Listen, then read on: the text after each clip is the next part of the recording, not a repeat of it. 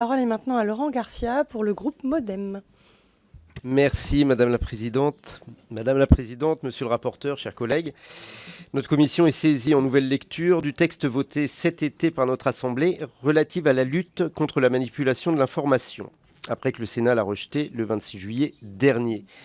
Permettez-moi au nom de notre groupe de regretter le procédé qui a consisté à ne pas même considérer que la Chambre haute de notre Parlement ait dû étudier ce texte, qu'elle aurait pu ainsi largement amender et contribuer à enrichir. Il s'agit pourtant de la raison d'être de nos deux chambres, l'une affinant le travail de l'autre, de son œil particulier, et réciproquement. Car enfin, le texte issu de nos travaux, et qui fut particulièrement débattu sur tous les bancs de l'Assemblée nationale, est un texte qui contient pourtant des mesures qui méritent d'être sérieusement étudiées et mises en application. Quelques exemples. La manipulation de l'information, contrairement à ce que certains veulent faire croire, n'a pas grand-chose à voir avec la liberté de la presse. La liberté de dire et de penser n'est pas impactée par ce texte.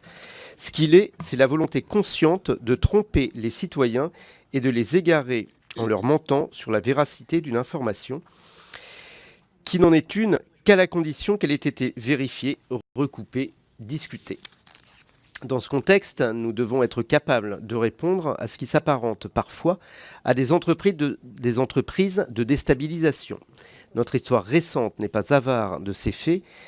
Elle est d'autant plus nécessaire que cette déstabilisation provient aussi d'États étrangers.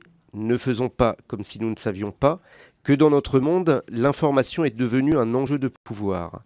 Nous pouvons discuter de tout, débattre de tout, mais nous ne pouvons débattre ou discuter qu'à partir du moment où nous nous sommes accordés sur l'objet même de notre échange. Il y a une relation entre la démocratie et la vérité.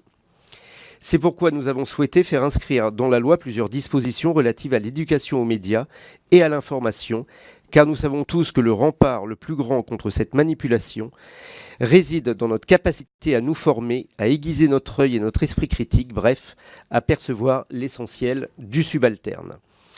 Rappelons aussi que d'autres pays européens se trouvent dans la même position que la France, à rechercher les moyens de contrer le plus efficacement possible les informations malhonnêtes qui n'ont d'autre but que de tromper au lieu d'éclairer.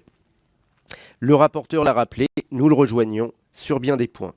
L'information des utilisateurs des plateformes, l'intervention possible du CSA dans certains cas bien définis, la responsabilité des médias audiovisuels qui sont des mesures qui nous paraissent aller dans le sens que nous évoquions plus haut, celle d'une responsabilisation de tous les acteurs pour nous défaire de ce risque que représente la manipulation de l'information. C'est pourquoi le mouvement démocrate et apparenté entend faire en sorte que le texte issu de la première lecture puisse de nouveau être présenté à notre Assemblée. Je vous remercie. Merci Monsieur Garcia. Je donne maintenant la parole à Pierre-Yves Bournazel